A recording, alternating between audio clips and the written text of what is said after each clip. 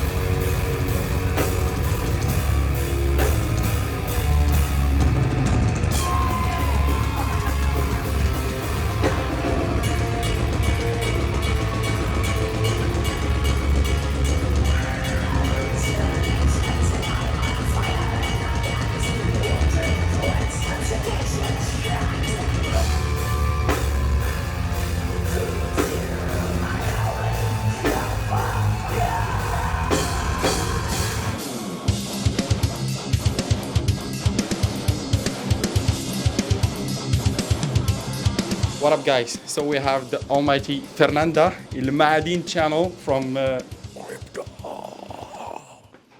I lost my voice. Sorry about that. Cool.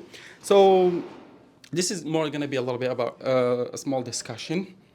Better than like questions, answers. Okay. I prefer it that way. Cool? Not a problem. Perfect. So as someone who emerged from the Brazilian metal scene and now leads Crypta globally, and correct me if I'm wrong, this is your first headlining tour in the US, right? No, we had we had one. We had two support tours. First one was Morbid Angel. Second was Hatebreed Carcass. That's when we came with Crypta for the first time to Canada. And then we also had a headlining tour somewhere last year. I can't remember now. And now our second one and our second time in Canada. Nice. Cool. So what beliefs or values from your early life in Brazil still anchor your creative decisions today? Wow, that's an interesting question. Thank you.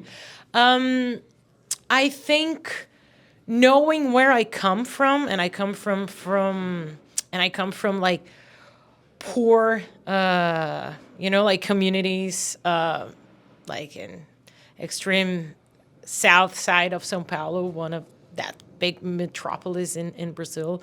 I think that knowing where I come from shapes my whole reality nowadays. I think not only creatively, because I kind of carry that rage of seeing so much injustice and so much inequality going on all around me since I was a kid.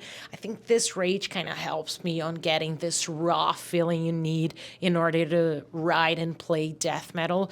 But it also humbles me a lot, like I know where Crypta stands.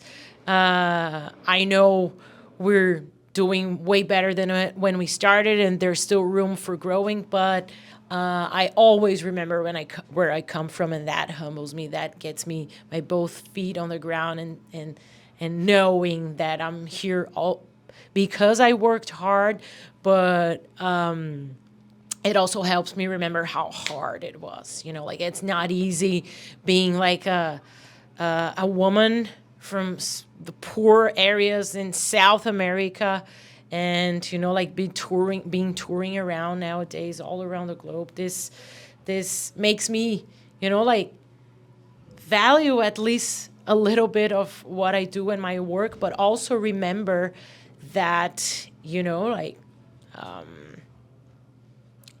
can't, at least what the lesson I have is like I don't want to be like too ego whatever, because I know where I came from. I know these are my roots, like, and I have all this community and kind of mindset, and I get something, I'll help people, and I try and bring all of this to Crypta in a way. Woo, that was thank you. Weird to answer. My English is not Englishing for some reason. Of course, after a long show, after a long tour. Yeah. I believe this is your fourth to last One. Yeah. Yes, Still got Montreal, exactly. Quebec, Exactly. We then only back to have the three more US. shows out of 32, I think. So Yeah. it's been a long run. Thank you. So, you talked a little bit about rage, and some of that rage translates into vocals. And as we know, like vocal performances in extreme metal, it's a lot. It's taxing. What is your vocal health routine on tour, and how has it changed since like your first tour in your life? I think now I'm way more experienced, like I need, when you start, you're just like, you get carried away a lot by the adrenaline of being on stage. So you kind of use your throat a lot. And that's a common mistake. But, like you're starting, you do this kind of thing. But now I think like I know what my body needs, what my body can do, what I can't do, what I shouldn't do. And nowadays, like I don't have like a very specific vocal routine every day, although I should for the sake of my singing health. But I do take a lot of care, like when it comes to hydrating my vocal cords. I drink water for the whole day. I do nebulizing with like saline solution before and after the show. I'm very careful with AC and because it just ruins my overall health and my voice. I sleeping it's always going to be my top priority on tour. So because it can literally heal, like your voice. And also, and most importantly, I think the whole life and set of choices and lifestyle I have when I'm not touring, that's what dictates having, like a healthy voice on tour. Because I'm doing my, I don't know, almost 30th show with not a lot of days off, and it's still there, it's still fine. And I think it's the whole set of, like rules that I have to myself and my whole lifestyle that determines this. So when I'm at home, I exercise, I'm vegan, I'm sober. This all helps on having, like a healthy vocal tract, like so. I think it's stuff you do on the road, but also the whole life you have when you're not touring. That's what makes a real difference, at least in my case, of course. So, from my understanding, it's more dedication and preparation also. Oh yeah, Yeah. yeah. I think that's preparation is the word. Like if you lead a healthy life, the chances you get healthy vocals on tour are very big. That's gonna lead me to my next question: is that how do we emotionally prepare before stepping on stage? And as we know, this is a long tour, so Yeah. the recent memorial, like, how did you prepare for today's show, for example? For today's show, I really took it easy because I had a crazy day yesterday, like trying to go through the border and everything. So today I just listened to my body and it needed rest. So I rested for as much as I needed. And the other thing I did is like try to spoil myself a little bit. So I went for a walk. I was hanging out with my bandmates, and this is also self care, like having some joy, some leisure. That's very important too. But overall, like I'm all about mental health. Like psychology is one of my main interests. So, and I'm really committed to, like my mental health is like in life, it's my top priority. So I have a whole set of, like things I do at home and also while I'm touring that help me, like being sane and comfortable and chill during a tour. And it can be from like meditating and doing therapy every week. I never skip therapy, even when I'm on tour. And I was supposed to have one today. She couldn't. It's going to be tomorrow. So that's a priority for me. And also I can, so yeah, meditate and like, like exercising, calling a friend and venting. And, like having people around you that help you keep sane and not, like with your guards up or feeling, like alert and stuff like that. So again, it's a whole set of like personal rules I have. But on this tour, this has been a very extremely chill tour.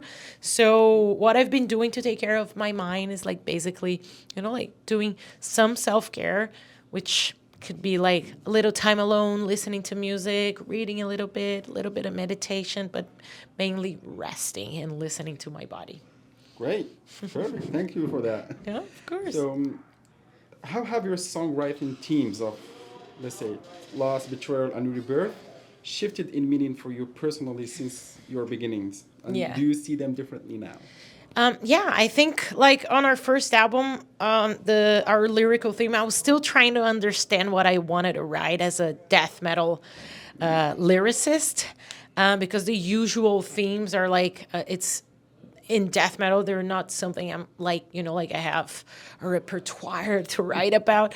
So I was still deciding what I wanted to do. So I was mixing personal experiences with like some psychology insights and studies and stuff like that. And as for our second album, it's 100% personal. It literally has pieces of my diaries, my personal diaries, so my journals.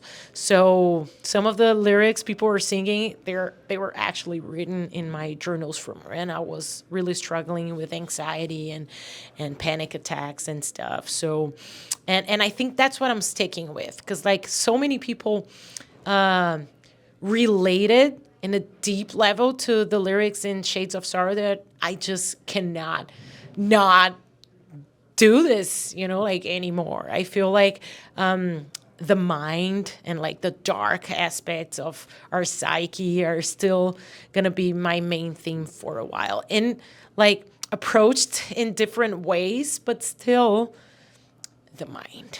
Cool. And that leads to what I'm gonna ask next, sorry. So, in your view, what responsibility does Crypta have toward younger metal fans, and in terms of representation, for example, or mentorship?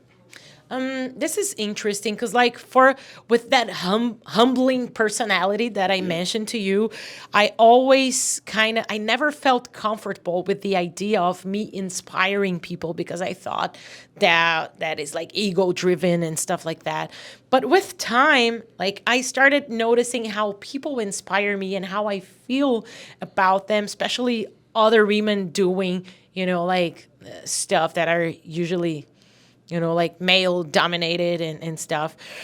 And I see how that inspires me. And I started watching, like how young girls and women and like some fans, like lots of fans just would come to me after the show and say how much we inspire them. We inspired me to, like start writing or to get a guitar and learn or whatever. Like it's, we don't like to get their hair curly again because they were straightening. So it's like there are so many ways people have been telling me that we inspire them, that I started like embracing it, because it is a nice thing. Some other people inspired me. So I feel if I can do what I love and inspire people to be themselves and be comfortable with themselves, that's mission accomplished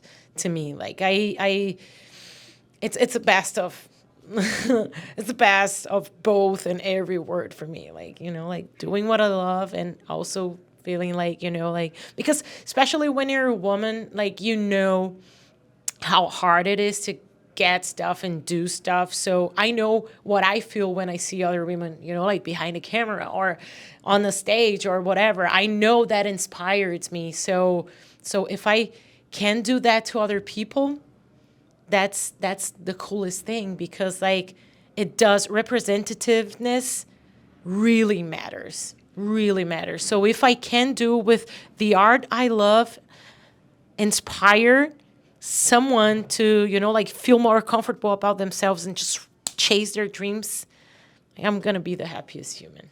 I feel that's a little bit of a projection of someone inspired you. Sorry? I feel like it's a little bit of a projection, like someone inspired you and you want to have someone else to have the same experience that you had. Yeah.